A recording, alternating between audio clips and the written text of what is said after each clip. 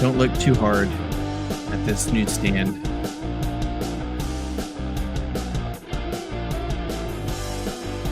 Okay, everybody, welcome. You are listening to the Daily AI Show live every day. Today is March 6th, 2024, and you're on for a great show. We're talking about breaking news, the hottest, bestest things happening in the world of AI over the last 6.5 days, I guess, whatever bumps up against last Wednesday, right? We do this every Wednesday, in case you're wondering, and the whole purpose is to keep you updated on what's going on in the world of AI. And I would say this week has had some interesting big announcements from, I think I would call it a sleeper. They kind of announce something and they compete really well and they sleep for a couple months. They're not as talented in their PR department. And I'm speaking, of course, with Anthropic. Because the AIs of the world, they completely see Google as a competitor. So when Google does something, they do something to steal the thunder.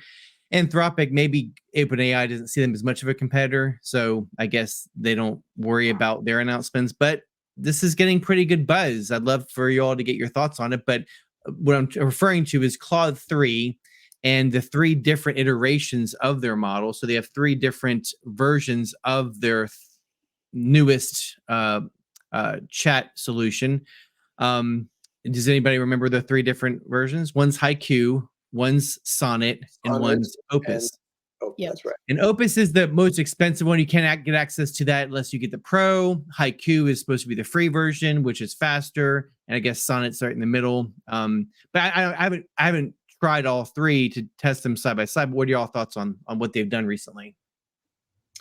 Well, first of all, let's say that Anthropic, of course, was a spin out in effect from OpenAI, and Anthropic has been a leader and I would say one of the most valued offerings in the large language model space with their series of Anthropic releases. What we've all been sitting around waiting for is, how does a smaller company without the level of funding of OpenAI, how does it compete with OpenAI in the long run? And we've been hearing that, ChatGPT-4, even more than a year after its release and almost 2 years since it finished its training, is always the leader. Well, no longer. Claude 3 Opus beats it. But again, when one of these models outperforms GPT-4, you can see in the small increments of increase in some of these 0.4. It's blowing it away at 0.4% better. Well, in the one area, yeah, that's right, exactly. Some of these marginal increases that push something to the top of the leaderboard are insignificant. But look at this. GPT-4 on graduate level reasoning has a 36% score on that particular test. And Claude 3 is at 50%. That blows it away. Right. So in advanced reasoning, now the king of the hill is Claude 3. And so they've dethroned GPT-4. But let's remember that GPT-4 ended its training in 2022. Okay, that's a long time ago. That ended its training. Now, Claude 3 probably ended its training sometime in late 2023. And so I forget what the date of the termination of its training data is. Does anyone remember? It would have been published somewhere that, its training data goes up to a certain date. But nonetheless, this is really exciting news. It shows how the refinement and maturation of large language model training is getting us closer and closer to artificial general intelligence. So at the level of reasoning of humans who are doing this reasoning. And so it's a very, very big news story. And Claude has always been, even before this Claude 3 release, it's always been one of the best at creative writing and composition. So a lot of people use Claude in favor over the alternatives, whether Gemini or OpenAI's GPT-4 line, because it's just better at certain things. Well, now it's better at the most important one, which is reasoning. Which interesting, Andy, that we don't see this from the graphic. And for those listening on podcasts, I'm showing a graphic of the different models and how they compete with GPT-4. But they're also the Haiku. There's also a graphic that I saw online of Haiku, which is their free version, competing with GPT 3.5. And I think the margins of Claude are much bigger. Like the differences between 3.5 and Claude 3 Haiku are actually a wider gap. So I'm not sure what that means. Like their lowest model performs better than GPT's lowest model, I guess is the takeaway. I don't know. Yeah, and I think it's this is a new generation, right? This is a new generation of training assisted by AI being applied to the training in some way, some mysterious way that we don't get to see because that's under the covers. Those are, trade secrets for each of these companies is how they conduct their training. But the training that Claude 3 got is superior to what GPT-4 got. And what they're showing in that graphic, they are comparing apples to apples, or they're comparing GPT-4 has a 5-shot maybe, or a 4-shot, meaning examples provided. But the one with the biggest distinction is 0-shot on both sides. And so I find that interesting. Yes, it says some stuff about the reasoning, but does that also imply that they were much closer if both had some examples provided? And I think it says some things about like the core functionality about the model, but in general I think most of us also want to like have examples of what we wanted to do and can provide that. So the utility is different for me. Very interesting. So that's Claude 3 that came out Monday, I think it was, and it's kind of making some ripples. People are, making all the claims and doing their content to say, is that a GPT-4 killer? Whatever. But I think that the real question is when it gets being used and you get API access and people start using it, how's it performing? I did notice that recently Ethan Mollick posted a Twitter post about, word for word, the instructions or explanation of the instructions that Anthropic is using for their pre-prompt, whatever you want to call it, the pre-prompt that they do. And it's, I don't know, based on what I saw recently with the leaked footage of what GPT has is their pre-prompt. I don't know the correct terminology. It is very eye-opening. Like they're much more, I'm not going to touch anything. I'm just going to try to keep you within these guardrails. It's much more true guardrail, less directional, less what's it called? Alignment, which I think GPT is really constantly trying to align it with different really detailed prompts. And whereas Anthropic, because they're a constitutional AI, they're trying just to keep it within the basic bounds. What are y'all's thoughts on the differences between the model in that regard? Well, do you want to just explain what constitutional AI means in this concept? Yeah, and my generic understanding of constitutional AI is that instead of having an RLHF or basically when you got a response from the language model, kicking it one direction and kind of hitting it constantly with don't talk this way, don't talk about that, make sure when you reference this, don't do this. Constitutional is like, let's just give you the baseline principles to adhere to and just follow these main rules. And so the model starts with a premise, like these are your Bill of Rights of sorts of how we want you to operate, and make sure that every response goes through that lens. Whereas GPT or ChatGPT or OpenAI's method is much more correcting the responses. Am I doing that right, Andy? Is that the right? That's right. Thank you. That's good. Well, the other thing about the way that this comes out from Anthropic is today, or I guess last night, Amanda Askell, Askell on X, went through the revealed prompt and did a detailed breakdown of why that exists, what it's doing in the thing. And she is an AI alignment researcher at Anthropic. So not only do we have this and we have this explanation, it's just a much more, I don't know that it's forward thinking, but it's just a much more upfront. It's not like they reveal all their research, but when they reveal something, they're not trying to prevent you from understanding what they did to do that. Right? No, this is the prompt. This is why we wrote it this way. Right?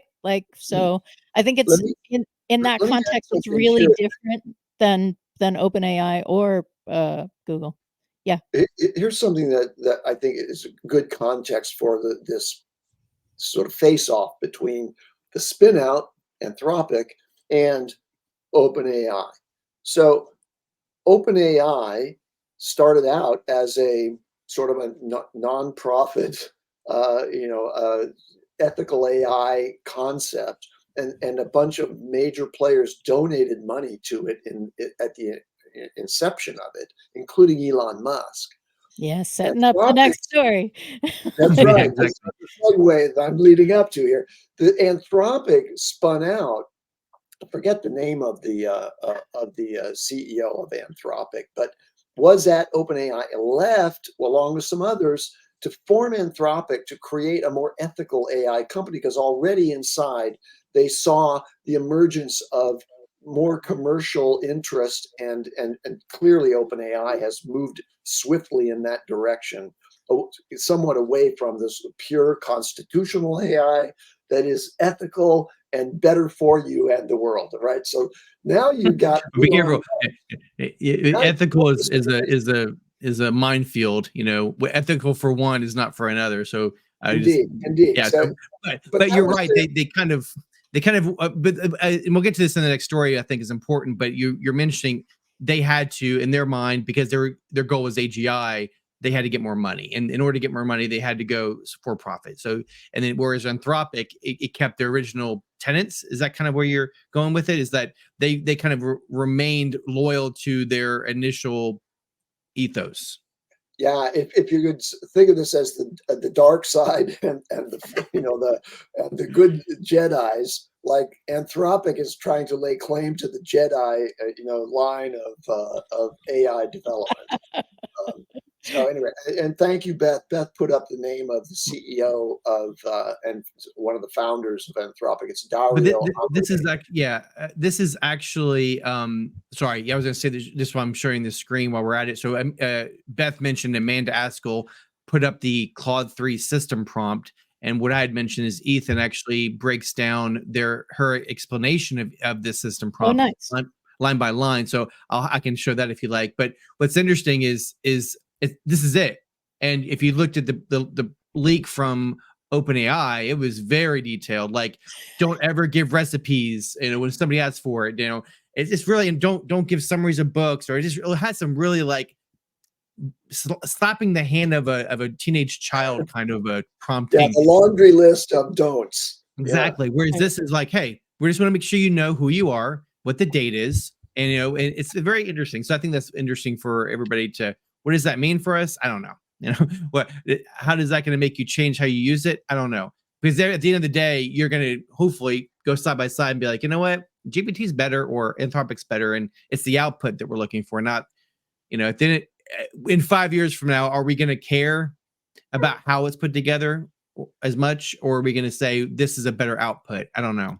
Well, they're making a play that is not just a better way to get an aligned model, but a better way to move things forward without the tension, right? So I mean, if we imagine this may be very culturally inappropriate and maybe not true, but I grew up on stories that if you took a small elephant and chained it would learn to stay within the area, right? Even when it grew big, and could get out of that area. It was now a much stronger elephant. That's what I think is what's happening, right? So OpenAI is like, you may not do any of these things, and several other of the LLMs are kind of training that way. And I think Anthropic is doing no, thank you, little elephant, please stay within this perimeter,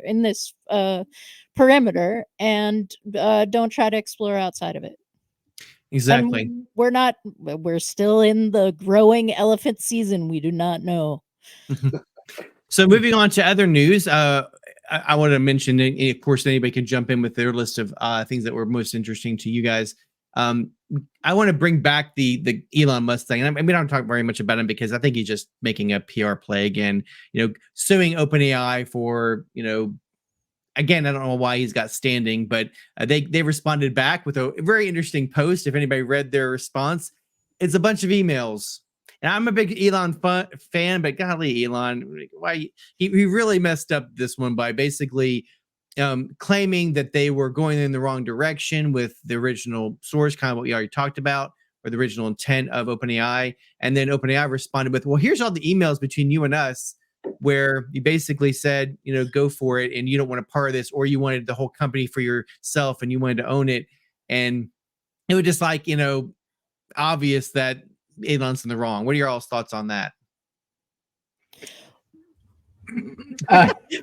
Silence. Okay, I'll keep it short. I think this is, like you said, it's a PR play on both sides. OpenAI is, of course, publicly defending themselves because they were attacked publicly, and everybody loves to see a train wreck, right? They love to see a car accident, even though it's a terrible thing, but that's why you get all of the rubbernecking as you're passing by slowly, looking at seeing what the result is. This is also the reason why we love reality TV, is because we want to see the conflict. And if it's between billionaires or billion-dollar companies, all the more better.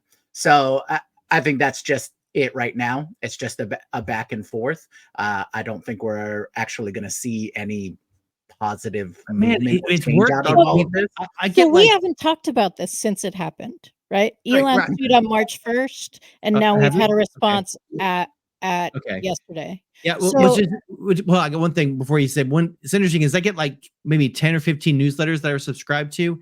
Every single one of them is mentioning this response from OpenAI and Elon. Like, he's staying on the top of everybody's minds. But go ahead, Beth. Sorry to interrupt you. Oh, 100%. Right? Like, and I think part of that is because when there is conflict within the founders of OpenAI, that is something that people are interested in just because OpenAI is the leader. I mean, you can debate that, but what happens at OpenAI and their leadership matters to us. Certainly, I think it matters to the world, but it definitely matters to people who are interested in AI.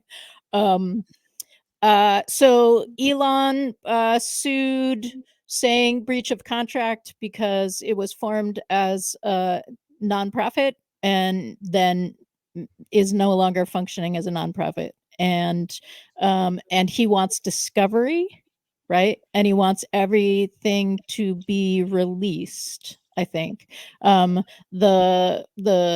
like motivation from that could easily be that Elon is currently building an LLM and trying to compete, and it would be very, very nice if OpenAI just revealed all their secrets to the world. This is the big duh, and this is the same as last year when he did the open letter trying to say everybody should slow down their development of AI, right when he launched AI.x.ai or something. Yeah. I want to show this. This is great, Greg. Thank you for posting this. This is like big synopsis. I know people are listening, but one of our listeners said Sam has flat out said that he's building out an investment pool for vertical integration that would essentially dominate the supply chain for all AI chips and resources. Elon is trying to build out his own AI and raise money for that. He wants to do exactly what Sam is being accused of, or he's accusing Sam of. This is him trying to slow down the competitor, raise doubts about OpenAI throughout the investor community in hopes of diverting investment to his project, and most importantly, frame the OpenAI partnership. Yeah, you're right, 100%. This kind of summarizes that story point. So since we've you can go point by point, right? Like, his concern is that like there will be too much human AI robot interaction. Hello, Neuralink. Right? Like, literally, if you go back to his, we're going to form this because I'm concerned about these 5 points. And actually, the artificial intelligence show, Paul Raitzer and Mike Kaput go through that. So like, go and when you're done, listen to ours fully and rate it on Apple, please. And then go listen to theirs. I will say, if there's any value for the rest of us to grab from this interaction, this play that the two of them are acting out, it's becoming more aware of these specific steps, right? A lot of this stuff, you have to like sift through their actions to kind of pull out any kernels of truth or information. But I would say, like Greg succinctly put that out, was here's all the stuff that they're doing. This is and this is pretty much evidence of why they're doing it. So it's good to know that these kinds of moves are made, and what kind of thinking or future thinking that these entities have for the next. Okay, I have a perfect another segue, another clean segue to another major story, which is so. As Greg said, Sam Altman says that he wants to raise billions of dollars in order to develop chips. Right now, what that does is it challenges the leader in the chip space, which is NVIDIA. Well, NVIDIA this week made a change to their license agreement for using CUDA software, which is the software that lets AI software run well on GPUs like NVIDIA's GPUs that were originally designed for games, right? So graphic processing units is what the GPU stands for. Well, it turns out that this CUDA software layer is essential to applying Python and other like TensorFlow and other AI languages to a GPU. Well, they just changed their license agreement so that companies can't use that software on other chips. That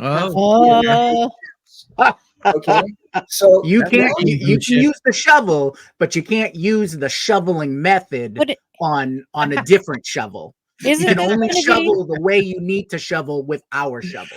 That's a great analogy. I love that, Jyunmi. But isn't that going to be like Microsoft Chrome? Like, doesn't that start to get into problems that big tech companies have had already?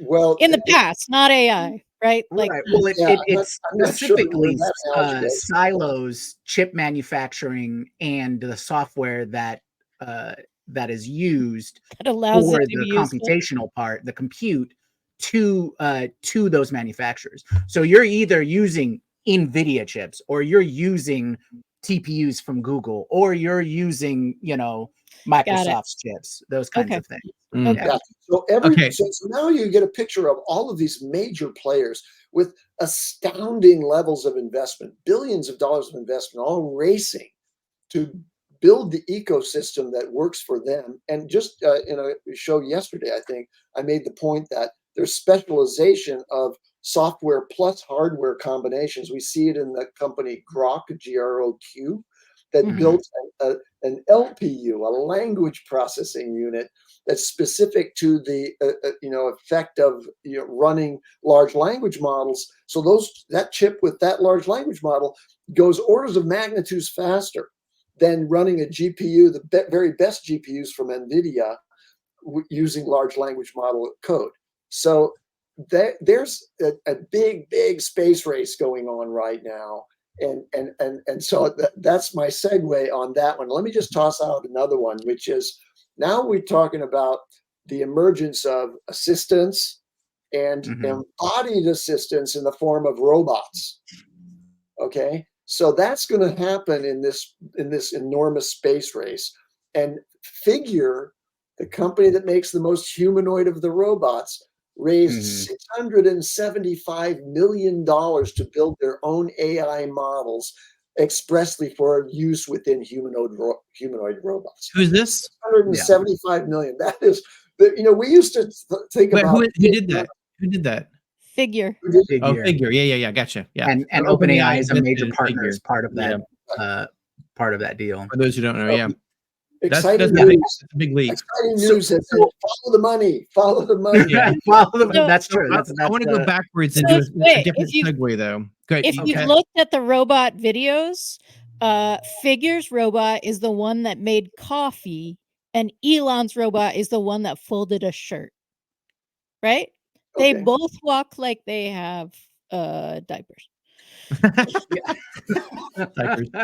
Okay, so I want to do a segue away from a different topic that Andy just said, but he jumped different segue. I want to take a different exit, and he mentioned Grok. The Grok chip is an inference chip, an LMU that basically it really is going to make the 25 times faster, up to 25 times faster at responding to a user query. Right. So if that chip is going to be big. But if you partner that with this new paper from Microsoft, is it Microsoft? I mean, remember my thing here. It is from Microsoft. So they've decided, so there's something called BitNet 1.58. The generic, I guess, takeaway from this paper is that instead of just doing zeros and ones, they're doing -1, 0, and 1. Now, what that basically means is that, again, 25 to 30% faster, because they're able to make the LLMs smaller. So the Grok chip is on inference. So that's the output. But now with this 1-bit LLMs, they're going to be able to make language models, train them on data sets that are much smaller because of the variables that, and again, I'm not really explaining it very well, but what I like about this tech is that it's going to, again, we're pushing more and more toward a new scaling law. It actually says it here in the paper, in the abstract.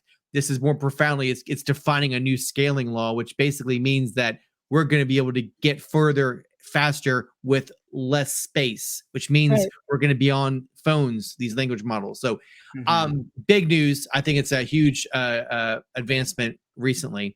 I do have a couple of stories that will segue off of that as well. Good. A really quick one is that the JEDEC, don't ask me what that represents, but they're the governing organization over establishing the standards for GDDR7, GDDR7, and that's essentially the new memory output. So just, it's another hardware expansion, and this is going to be the fastest memory, right? So, but the key thing here is it's not just an incremental jump that we've seen from, memory of 3 to 4 to 5. This is a huge jump from 6 to 7, where it's doubling the output, right? So the doubling the bandwidth. So that's going to lead to more hardware advancements. So you just need less memory to provide the same performance, right? So that, again, you can have it on smaller hardware. And then a company called Multiverse, they're doing something called quantum software. So it's tied to quantum computing and things like that. But the main takeaway is that their software that they're developing, it's targeting so I was reading this article on TechCrunch. They want to target LLMs with their software, and their software, if you boil it down, they basically say it will compress LLMs by 80%. So just like you were talking about that paper. So we're seeing these even super large LLMs that are going to be compressed to such a size that you will see on smaller and smaller hardware. Which is interesting is, I'm not sure if anybody's have been in healthcare before, but I had a doctor friend of mine that, he'd read these papers on scientific journals, and he said, this is great tech, but we won't see it for 7 years. Like that was the turnaround time of when you see something, an innovation in healthcare, in the science, it was many years before you see it in the real world. Well, these papers that we're reading on a regular basis that are popping up with all these cool things, it's like, I think they're going like 6 months. I think that they're able to integrate this tech faster, and you don't hear about it. You just all of a sudden hear, oh, wow, Grok is better, or ChatGPT is better, or Microsoft is really, and I think they're just incorporating a lot of these new techs that we're talking about and able to build models faster and better. But so I know maybe some other people have some interesting things, but I want to just throw out these topics. And if anybody wants to jump on them, I really would like to get everybody's opinions. Did anybody hear about AI worms? Number one. Oh, a little bit. Yeah. Okay. Number two, did anybody hear about Emo, which is the emote portrait live, which is really cool. Anybody hear about Pi and that you can now use it in Messenger and iMessage. So Pi.ai, you can actually just chat with it in your messaging app, which is they also have a desktop app. Yep. So it's no longer have to be just in the browser. Okay, that's cool. And the last one, I'll see if, and we didn't talk about Klarna. Did we talk about Klarna already? We talked about Klarna in a previous show. Previous podcast. Okay, so anybody want to talk about AI worms or emo or is AI worms the that it can create malware? Yeah, so I'll go ahead and bring up this. Well, maybe Jyunmi or or Andy can chime in, but I'll bring up this thing so you can see it, this article about it. But basically, they were able to, when you have an AI, maybe it's the Google's AI that is able to read your emails. Okay, it has been able to inject a worm that actually pulls. The hackers be able to eject a worm that able to pull your data off of your system by allowing it access to your emails. I'm not explaining it well, obviously, but I wasn't sure if anybody had heard about that. Oh, that's a problem. Can you explain? Yeah. Well, I mean, I didn't it's think just a new twist on what has been done in the past. You know, that's essentially a phishing attack. But instead of like the virus being inside your company's network, it's in the neural network potentially. Like that just seems like I don't know large if it's the scale. same article, but I read one where the main concern was that the Here it is. I'll the share it. software could write it what it needed to then attack your system internally. So it wouldn't exist until it gained access, and that was one of the major concerns of it. It created a self-replicating prompt that overwhelmed the client, causing it to continually forward messages. It can then instruct the AI models, powering it to retrieve data. Which, again, it's Oh just, yeah, this is just a virus. It's just written by AI. yeah, Right? exactly. Well, Yeah. The AI that you gave it access to, they were able to, tweak it, which, very interesting. It goes to it's easier and faster now. That's what it kind of wraps into. The bad actors are still doing the same thing it with a little requires that twist. you be using the AI to generate emails, and it then put that worm payload in the email That it generates, yeah. Yeah. So So we are definitely moving toward Battlestar Galactica territory, and yeah. I have one more that I want to share here, which is again in the sort of the area of following the money. Andreessen Horowitz, A16Z, invested $80 million in a Series A for Ideogram. Now, we've talked about Ideogram last year. Why? Because Ideogram came out as an image generator that could handle text better. So if you see even on our thumbnails, like today, what Robert said, don't look closely at this newsstand because it's news zapers, right? Instead of newspapers. DALL-E 3 doesn't really handle the text implantation, if you will, into the image very well. Well, Ideogram did it beautifully.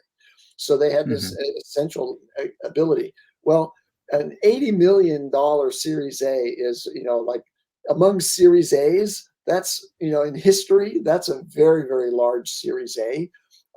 And the CEO of that company, Ideogram, is named Mohammed Rozi. He was 7 years at Google Brain as a research scientist. And the positioning of this product, Ideogram, which everybody should go check out, it's really very good. There's some favorites out there in image generation, like some people like Leonardo. Midjourney, of course, is like a major player out there. But Ideogram is designed to be a framework and a toolkit for human creativity. And as many image generators claim to be, but they're trying to build out a much bigger set of creative enhancement tools for humans. And they just got a pile of money to do that. And they just released an update. I don't know what number update it is. I thought it was 2.0, but that's not pulling anything up. Yeah, I think it's 1.0. I mean, they finally came out with their official 1.0 version. And the word on the Twitter streets is that it follows instructions much better. So you could say, I want a little boy with a blue ball in their right hand, a yellow ball in their left hand, looking at a table with a larger pink ball, right? Like just really super detailed. Or I want 4 pictures showing the progression of seasons, that kind of stuff. And really specific, like it can follow your instructions is my point. So on that note, I want to end the show, but I want to say that I love the idea of creative, because I think like there's so many competitors out there that we're going to get to a point where, because you're all trying to be the best, we're going to have some great solutions by year end. It's going to be fun. So I'm excited about seeing what we have at our disposal and what's happening in content, what the new version of content. But thank you everybody for listening. Like, subscribe, comment, as Beth likes to say.